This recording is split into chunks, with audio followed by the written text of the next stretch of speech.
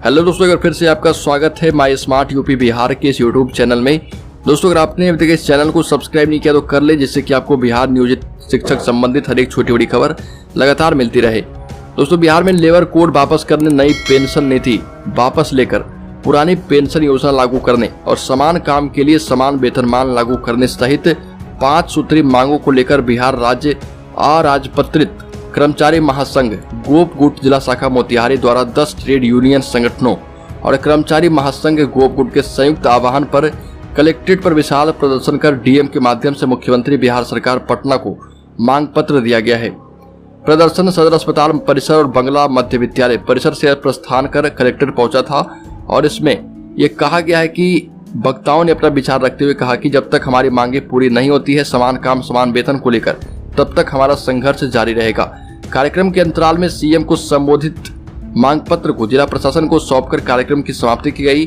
साथ ही साथ कर्मचारियों के हक में सरकार को ये समान काम समान वेतन लागू करना ही होगा, ऐसा कहा गया है। साथ ही साथ आपको बता दें कि सुप्रीम कोर्ट ने भी इधर नियोजित शिक्षकों को लेकर सरकार से सवाल किया है। सुप्रीम कोर्ट ने सरकार से पूछा है कि एक ही स्कूल में पढ़ाने वाले नियमित और नियोजित शिक्षकों के वेतन में इतना अंतर क्यों है। सुप्रीम कोर्ट ने केंद्र सरकार की एक बार फिर से जो बयान दिए गए थे उसको दोहराया है और कहा कि बिहार सरकार जो नियोजित शिक्षक नियुक्त किए हैं उसे कम वेतन क्यों दिया जा रहा, और जो कि कहीं से भी न्याय संगत नहीं दिखता है।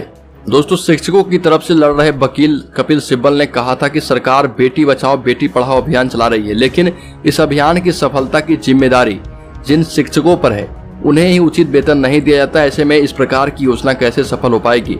केंद्र और राज्य सरकार की ओर से पिछले दिनों यह भी तर्क दिया गया था कि नियमित शिक्षक की बहाली जो है बीपीएससी के माध्यम से हुई और नियोजित शिक्षकों की बहाली पंचायती राज संस्था से ठेके पर हुई है, इसलिए इन्हें समान वेतन नहीं दिया जा सकता है। सरकार के वकील ने कहा कि समान वेतन की आर्थिक स्थिति पहले तलाशी जाएगी, इसके बाद समान काम समान वेतन लागू कर दी जाएगी। समान काम समान वेतन लागू करने को लेकर केंद्र सरकार और राज्य सरकार आपसी सहमति के आधार पर ही काम करेगी।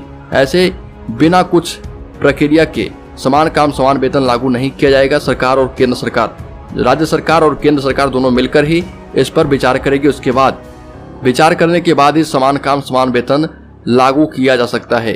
ऐसे दोस्तों, सुप्रीम कोर्ट ने कहा है कि जल्द से जल्द इस पर विचार करें। सुप्रीम कोर्ट ने केंद्र सरकार से कहा कि आप राशि मद को बढ़ाएं, जिससे कि बिहार सरकार इसे लागू करने में सक्षम हो पाए। तो दोस्तों, अभी के लिए इतना ही। बिहार नियोजित शिक्षक संबंधित हर एक छोटी बड़ी खबर को पाते रहने के लिए सब्सक्राइब करें माई स्मार्ट यूपी बिहार के इस यूट्यूब चैनल को। मिलते हैं अपनी नेक्स्ट वाली वीडियो में, तब तक के लिए जय हिंद, जय भारत, वंदे मातरम।